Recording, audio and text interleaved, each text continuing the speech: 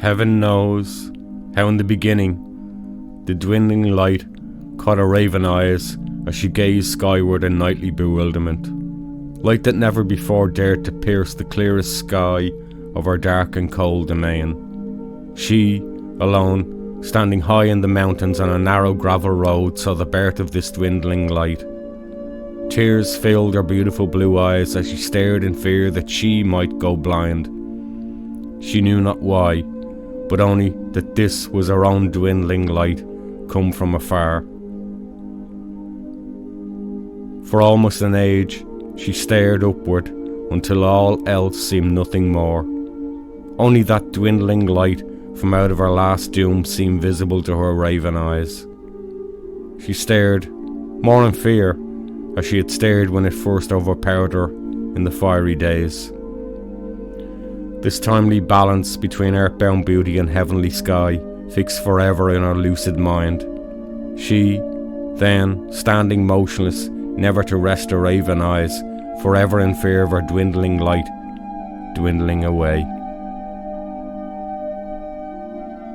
Say first then, for heaven's sake, hide nothing, not the horrid tracks of hell. Say first then what tortures and curses her wretched young soul. Say how it was in the beginning, when hell's fires burned unquelled.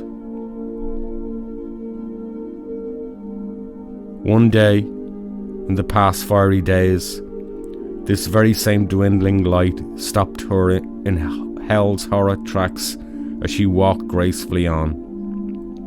Heaven knows how such a faint white speck in the vast dark sky could catch the gaze of her raven eyes. Her raven eyes were the only pair to gaze in bewilderment at this humble, faint white speck. Other pairs of raven eyes passed over this dwindling night, never to tangle in its merciless grip. She, alone, high up in the mountains, overcome by this dwindling light. She was not given the least forewarning before its appearance in the dark sky. From the very first day, this dwindling light caught her raven eyes. She could be seen on the narrow gravel road, overpowered by her star. So many have seen her climb to the top of the highest mountain to follow the movement of her dwindling light. She knew she should hide in the deep hollow of the valley, but she feared her star would be swallowed up by the vast engulfing sky. Not to speak of how her soul would return destitute to the unquelled fires where it first came from. She, then, motionless to her cause each night, the very cause, the almighty causer, who watched her fall from heaven. Almost nothing now, only her dwindling light in her dwindling world. She saw the scene from high on mountaintop, such a scene of swirling gases, of past and future oceans. It was a little white hope of future, with a licking ray of light she envied a million times over. It was a little black despair with a dwindling light she died a million deaths for.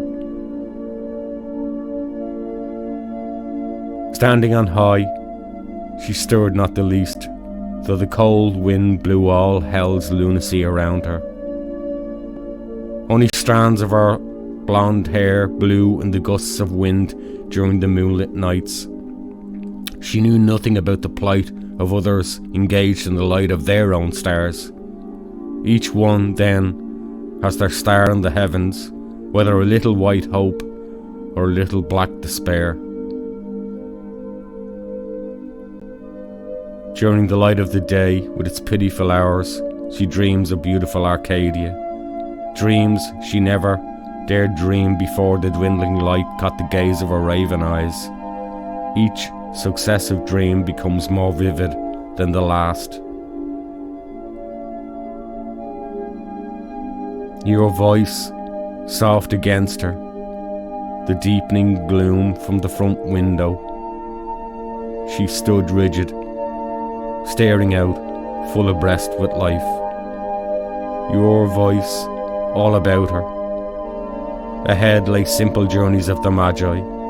You go down the lane after them before they disappeared into the distant heavens, walking in silence, and soon the quiet of night was down on her. The city of Arcadia lay ahead in the distance, dim lights at the end of an overcast day, your voice still with her, a song silent for a moment in her throat until it has hauled itself up.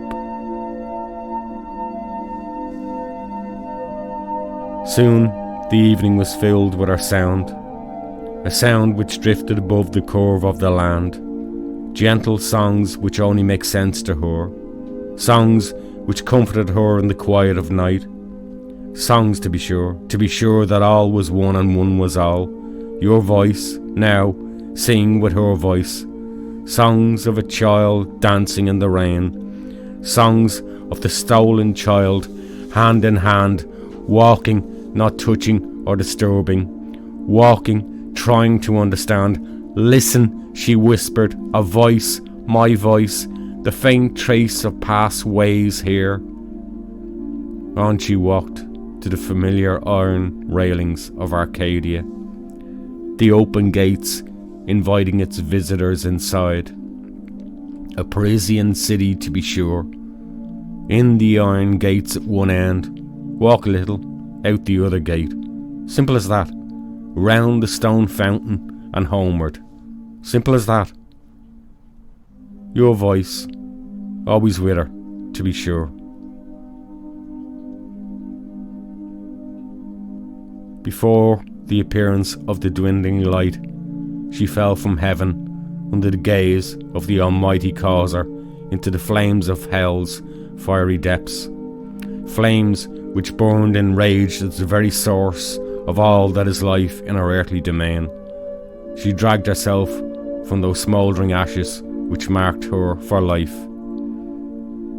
Of those days of dark despair, she remembered only the smell of the earthly depths and the feel of hot stones on her body. Once then, in the past fiery days, she was part of the zone known as hell. So too the few who inhabit her earthly domain, each one trapped in their own heavenly gaze.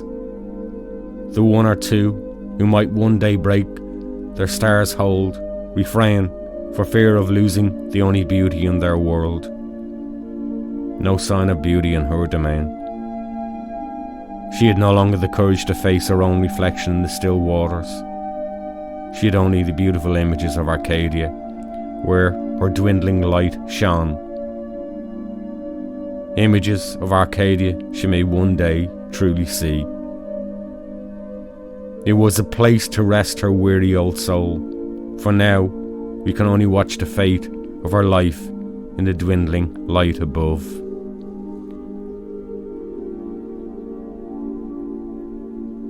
She knew nothing of the plight of others in her domain, only that they too climbed to higher points when the light of the day was dim. They were soon wrapped in the fortunes of their own stars. On her face, each evening, always the same expression of awe and a delicate trace of patience. Nothing tells from her expression of how she came to exist in this dormant world. Deep within her mind were trapped memories of her earthly domain when it raged in fire and its rocky foundations moved like a liquid around her. She was a true self then, not as she is now, the symbol of a world's despair. Lines of tears ran down her cheeks to mark the fate of a past age, an age when hell became the faint glimmer of heaven in the eyes of the beholders. Say then of the future days when all became a forgotten past. Say then of the days when her frame broke her star's hold.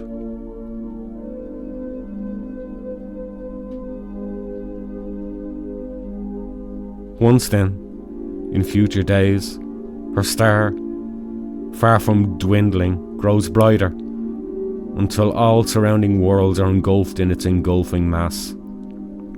A past still passing in the light of her own time. Soon, the glare is so bright that she forces her raven eyes to close. She turns away and faces the trail of her earthly domain. All chance of future days without the need to watch over a star seems strange, almost out of place. For so long, she stared, night after night, her body almost cast to stone under its spell. Now, the lonely journey downward from her solace on high, this, the last downward journey. Never a chance for her to stare in awe at the birth of her distant star. Down the narrow gravel road she goes, pausing at intervals to glance up at her little white hope. It is shining brighter than any other star in the vast dark heavens. She sees others in the distance, fixed rigid, in awe of their stars, all unable to neither speak nor acknowledge her presence by a single gesture. They will one day descend from high, never needing to return.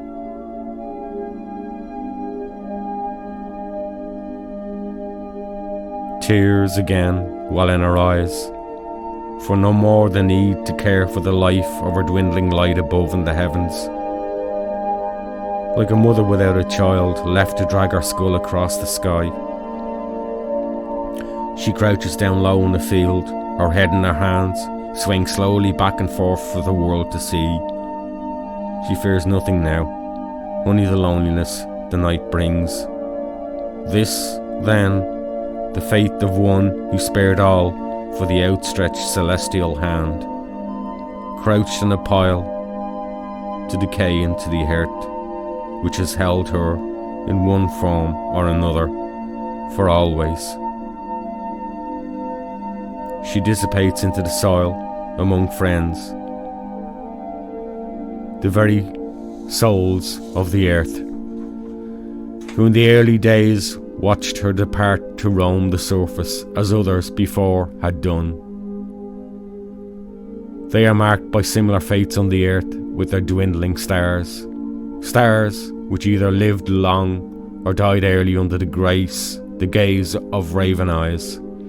Now, not the least trace of past fiery days, when nothing was solid, but violent and changing under the spell of hell. Not a trace of that speck of hell, after age on age of the Almighty Causer. Age on age, her little white hope grows ever brighter and warmer. At wit's end, her dormant world spreads its sad wings and seeds of hope. Into the new morning you go, her voice always with you, to be sure.